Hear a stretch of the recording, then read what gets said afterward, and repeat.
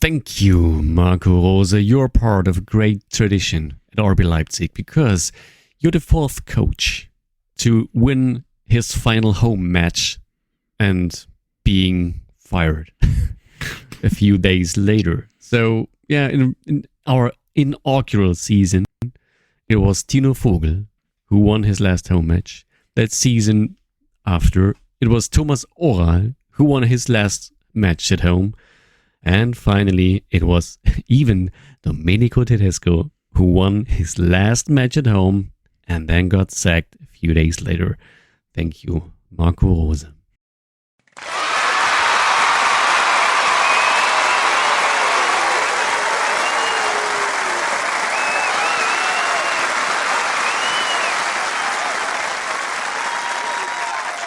I must admit, I was a bit surprised as well that Marco Rose and his staff heard these words today. You're fired. You're fired. Off you go. You're fired. And we would have expected that to either happen a long time ago or at some point in the summer.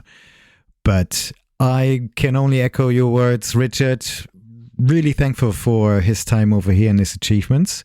And we wish him really all the best. But I'm impressed by the tradition of him, But I think that he's the first coach who was sent off with standing ovations because the others... Oh, yeah. Definitely. And I found that was really impressive, and that's something we should remember. Now, I do remember after last night's match, I felt really, really defeated and empty, and you probably felt similar. And the first thoughts that came to my mind okay, the season's over. I mean, probably had these thoughts before. The season is over. Let's just sell high-profile players in the summer. And I was thinking of Castello Lukeba and Benjamin Šeško. Make loads of dosh. And restart and reset with a whole bunch of really young, high-profile talents. Some of whom they have already given a contract to actually build up a new squad. Wasn't really thinking about Xavi Simons leaving. That would be something in the future. But then I thought, oh my God, Wednesday is now even more important in the semifinals, because if RB Leipzig progresses into the finals and Bielefeld doesn't progress into the finals, but Bayer Leverkusen, I think that is quite likely, we will have a chance to qualify for at least the Europa League, and then we would still have the chance to play in international football next season. That would be awesome. And it's sort of last chance saloon to get something out of this strange season. But nevertheless, the timing of the departure of Marco Rose is a bit strange. And if I look at the first reactions that we have on social media, a lot of people really distinguish between Marco Rose as a person, as a human being, as a local from Leipzig, because there are only positive comments about it, and the sporting, the performance and the other side regarding the team, which, a lot of them regard as highly critical. I think very few people thought that he would stay beyond summer and start the regrouping with the new squad. So, yes, nothing really insulting. A bit of a relief that I can sense as well, maybe even for Marco Rose as well. But most of the people are really grateful for the time and his achievements and the efforts that he put in here to Marco Rose. And I think this is really, really well. But going back to my reaction after last night's match, when I sent you that little message with the 3 points that I just mentioned, you came back to me saying, well, I need a night to sleep over it. And yeah, point taken. I think this is very sensible. So I would like to ask you, when you finally went to bed and then you slept over it, so to speak, and you woke up this morning, how did you feel? Well, still disappointed. Maybe because it was a short night, since we have daylight saving time now. Wow. but not really. I'm as clueless as the whole team seemed to be, and to me it came quite surprising today, this morning, that as the news was spread, and you wrote me, and you were the first person that sent me the message that Marco Rose got sacked, and I was like, okay, this is a strange, it's just a strange timing. And with hindsight and looking back to the Dortmund match, it feels like as if the front office was disappointed that we did not lost the Dortmund match, because that would have made so much more sense. Losing at home, and we could have lost this easily. We talked about that. 2-5 or something like that, and then get rid of the coach, and then you have 14 days to recover and to introduce an interim's coach or even a long-term solution, and then getting involved in the club and getting familiar with all this stuff and the facilities and all players that are there, even in the international break. But so, it was Marco Rose who had this 14 days to bring up some ideas how to beat die einzig wahre Borussia. And Tradition seit 1900. Finally, we saw that same old Roseball that we criticized so heavily in the back weeks and months. And so then was like, okay, it's just the pure consequence reacting at some point. But, it feels strange that it's now, because somehow it's a little bit too late. Although, I think now we are in completely season rescue mode.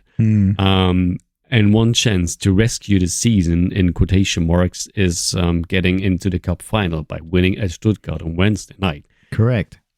Yeah, but on the other hand side, Stuttgart is in season rescue mode too, because they lost yesterday versus Frankfurt, and now I think they're still in 10th place or something like that. Do you expect this to be a hell of a game, huh? It's going to be a heck of they will fight in every inch of that pitch, and I'm sure about that. Yeah. But on the other hand side, expecting a third miraculous victory in the cup competition after poor performances in the league. So we had poor performances in the league in autumn, in fall, and then somehow won 3-0 versus Frankfurt. Then we had poor performances in January, February, and somehow won versus Wolfsburg. Yeah.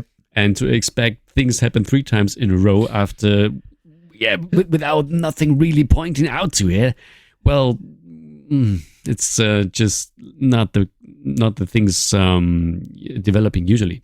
So I think if you want to take the slightest chance getting away with the win and traveling to Berlin once more, it's just necessary to bring up another solution. And I hope that Scholt Löw is that guy that is now in charge and brings up this, fresh spirit that sometimes just needed to get things to explain to players, hey, be open-minded. Yeah. Okay. Don't worry about any technical things or how do we want to play and something like that. I hope that is the guy that's just saying now, you are responsible for your actions and for the results you're creating. And come on, you are professional football players, and most of you playing for like 15 years, even the younger ones, and maybe the older ones for like now 25 years. You know how to play this game. Yeah. And it's not me to explain it to you. And maybe that's the solution here. Because this is not a long-term solution, because I'm convinced that you need some structure, some general ideas, some technical ideas to be successful long-term in modern football. But when it comes to short-term success and when it's all about mentality and willingness and whatsoever, then you need some fresh spirit. And it was not Marco Rose anymore, in my opinion. This was the right man on the sideline to come up with ideas. True. Now, before we continue talking about the interims coach, I just wanted to share with you my thoughts regarding what is left from Marco Rose. What is something that I remember today. And it is, when he started in September 2022, it is the fact that he took over a team which was in the 11th place, long way off the Champions League spots, and then got us up to the 3rd place. That is really remarkable. And I felt that this was quite easily done. And I was, I gained out of that a lot of optimism in the first half of this season, that I had the confidence that the second half would be similar, because in all these years before, we would rally towards the end of the season and end up in the top 4 and qualify for the Champions League. But increasingly in November, December, well, increasingly in January, when we didn't see that kind of improvement that's needed to start those winning streaks, I gradually lost that, to be honest. But yes, I always remember that time that he was able to drive us from the 11th spot to the 3rd. Hey, do remember that final cup final versus Eintracht Frankfurt. And what a hell of a team did we have then. That was so beautiful to watch. That 2-0 win was so convincingly beautiful. Also, the Danny Olmo show in the Super Cup versus Bayern München. That was amazing. And I think Marco Rose was the main contributor to the fact that Xavi Simons is still with us. Not sure what's going to happen with him in the future. But he was the one who stood by him, especially during times when the national teams coach of the Netherlands, the Bonds coach, really criticized him. And he understood what a young player like that needed and supported him in that way. In a nutshell, the main feeling and sentiment that's going to remain is Marco Rose is from Leipzig. He's one of our own. And it's going to stay that way. It doesn't matter where he goes, apart from Bayern München, okay? That will change everything. But, or Union, it's also not happening. Or Dortmund. Anyway, so I think this is the overriding feeling that will stay. He's one of our own, and that'll remain. And we all wish him the best. We're grateful for his achievements over here, the effort he put in, and we wish him all the best for his future. And shall we talk about Joel Löw a little bit, because he was mentioned a lot of times that he would take over. Doesn't seem to be a long-term solution. He has abundance of experience as a co-trainer, co-coach, assistant trainer. That's the word I was looking for. With international experience. I mean, he was active in leagues in Austria, France, in the Premier League. He was with Chelsea, and also managed to win the Champions League in 2021 as an assistant coach. What will he bring to the table, Richard? I know you just talked about your hope that he can motivate the team and really shape them up towards the last part of the season. But is there anything that kind of stands out, or is this too early to talk about that? Surely too early, but he was the student of Mr. Red Bull himself, Ralf Rangnick. So he has as we say in Germany, a Stallgeruch. Okay? Yeah. He was here already and knows the club and knows what it's all about, and he has lots of experience. But I would like to bring up another name that wasn't mentioned yet, because he is with his assistant coach, and this one is Mr. Krawiec, Peter Krawiec, or Krawiec. I don't know what's the correct pronunciation. Is this your Yugoslavian type language skills coming through? maybe, but actually that was a German guy, and okay. he was the long term, and I say long term is really long term. He was long-term fellow of Jürgen Klopp. Okay. So he was the scouting chief of scouting department at Mainz when Jürgen Klopp was in charge there, and then moved with Klopp to Borussia Dortmund to acting as his assistant coach there for like 319 matches, and then moved with him to Liverpool. Okay.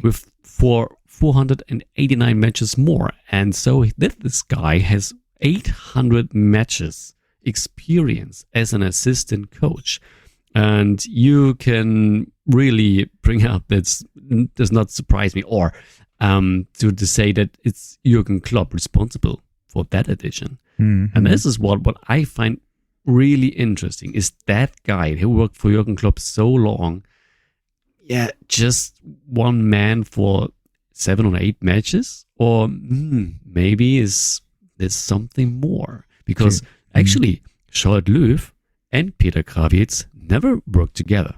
Interesting.